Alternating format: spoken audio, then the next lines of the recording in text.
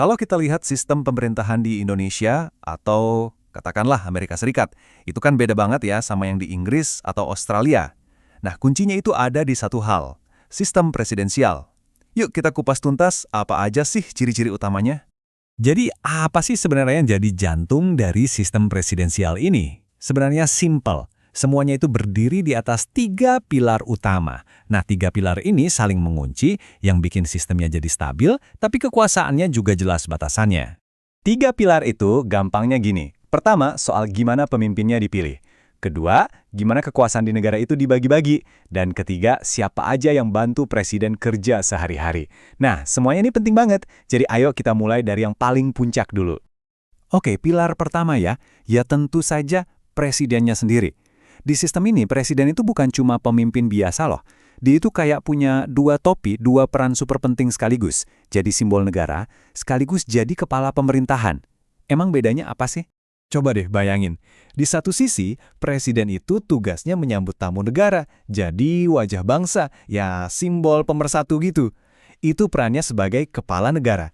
Tapi di saat yang sama, dia juga yang pusing mimpin rapat kabinet, bikin keputusan penting tiap hari. Nah, itu perannya sebagai kepala pemerintah.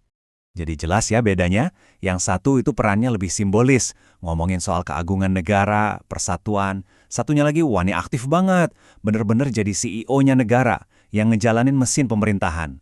Dan punya 2 fungsi ini dalam satu orang, itu dia ciri khasnya. Oke, tanggung jawabnya kan gede banget tuh. Pertanyaannya, presiden dapat kekuasaan segitu gedenya dari mana? Nah, ini dia yang bawa kita ke pilar kedua. Kita bakal lihat sumber kekuatan presiden yang unik banget dan kuat.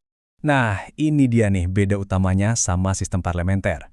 Di sistem presidensial, kita, rakyat, itu langsung milih presiden. Nggak ada perantara, nggak lewat parlemen. Artinya apa? Artinya, presiden itu nggak berutang jabatannya ke anggota dewan, tapi langsung ke Anda, ke kita semua yang milih. Dan dampaknya, wah gede banget, karena dipilih langsung sama jutaan orang, presiden jadi punya mandat yang super kuat buat jalanin agendanya. Kekuasaan eksekutifnya jadi lebih mantap, lebih stabil, dan yang paling penting, tanggung jawabnya itu langsung ke rakyat, bukan ke para politisi di gedung parlemen. Tunggu dulu, punya kekuasaan sebesar itu, mandat sekuat itu, kan bahaya kalau nggak ada remnya. Nah, disinilah pilar ketiga masuk, dan ini mungkin yang paling sering kita dengar, pemisahan kekuasaan.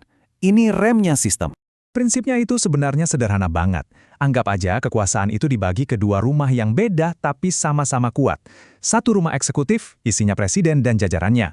Satu rumah lagi legislatif, isinya parlemen. Mereka ini independen. Nggak bisa tuh yang satu seenaknya ngegusur yang lain. Job desk-nya juga jelas banget. Legislatif, tugasnya bikin aturan main, bikin undang-undang. Eksekutif, tugasnya ngejalanin aturan itu. Kenapa harus dipisah? Ya supaya nggak ada satu pihak yang megang semuanya. Yang bikin aturan, dia juga yang ngejalanin. Itu resep ampuh buat penyalahgunaan kekuasaan kan? Dan tembok pemisahnya ini tebal banget loh. Kalau di sistem parlementer, Perdana Menteri itu kan juga anggota parlemen. Nah, presiden nggak gitu. Dia bukan anggota legislatif. Sebaliknya, presiden juga nggak bisa seenaknya bilang, oke, parlemen bubar. Nggak bisa. Nah, sebagai bos eksekutif, presiden kan jelas nggak kerja sendiri. Dia punya tim. Tim ini kita kenal sebagai kabinet. Dan cara presiden milih timnya ini, itu juga jadi salah satu ciri khas penting dari sistem presidensial. Jadi begini, Presiden itu punya hak prerogatif, hak penuh buat milih siapa aja yang dia mau jadi menteri. Dan para menteri ini, alias kabinetnya, tanggung jawabnya ya cuma ke satu orang, presiden, bukan ke parlemen. Jadi kalau menteri mau dipertahanin atau dicopot, ya itu semua tergantung presiden. Strukturnya jadi kayak piramida kan, satu komando di puncak. Ini bikin pemerintahannya jadi lebih stabil, dan kalau mau ambil keputusan, biasanya lebih cepat. Kenapa?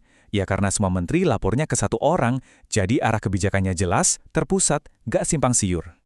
Oke, jadi kalau kita kumpulin semua ya, kita punya presiden yang dipilih langsung rakyat, ada pemisahan kekuasaan yang jelas, terus kabinetnya juga loyal ke presiden. Kalau semua ini digabungin, jadinya apa? Jadinya sebuah sistem yang emang dirancang untuk 2 hal, stabilitas dan akuntabilitas. Beda banget sama sistem parlementer ya, di mana pemerintah bisa jatuh kapan aja kalau parlemen ngasih mosi tidak percaya. Kalau presiden, masa jabatannya itu pasti. Tapi, bukan berarti dia kebal hukum loh ya. Kalau ada pelanggaran yang super serius, ada jalan keluarnya. Namanya proses pemaksulan atau impeachment. Nah, jantung dari semua ini, ide besarnya adalah apa yang disebut checks and balances. saling awasi, dan saling imbangi. Jadi, tiap cabang pemerintahan, eksekutif, legislatif, bahkan yudikatif, itu dikasih kekuatan buat ngintip dan ngerem cabang lainnya. Biar apa? Biar nggak ada yang jadi terlalu berkuasa, biar nggak jadi tirani. Jadi, yuk kita rangkum sekali lagi. Mandat langsung dari rakyat itu ngasih kekuatan. Pemisahan kekuasaan itu jadi remnya biar nggak kebablasan. Terus kabinet yang loyal itu yang bikin mesin pemerintahannya jalan efektif. Tiga-tiganya ini bekerja bareng, kayak roda gigi yang pas, buat menciptakan pemerintahan yang stabil. Kurang lebih, itulah inti dari sistem presidensial. Tapi, ini ada satu pertanyaan buat kita renungkan. Sistem ini kan dirancang untuk stabilitas dengan pemisahan yang kaku. Nah, gimana kalau presiden dan parlemennya malah berantem terus, nggak pernah sepakat? Stabilitas yang diharapkan, jangan-jangan malah jadi kebuntuan politik yang nggak ada habisnya.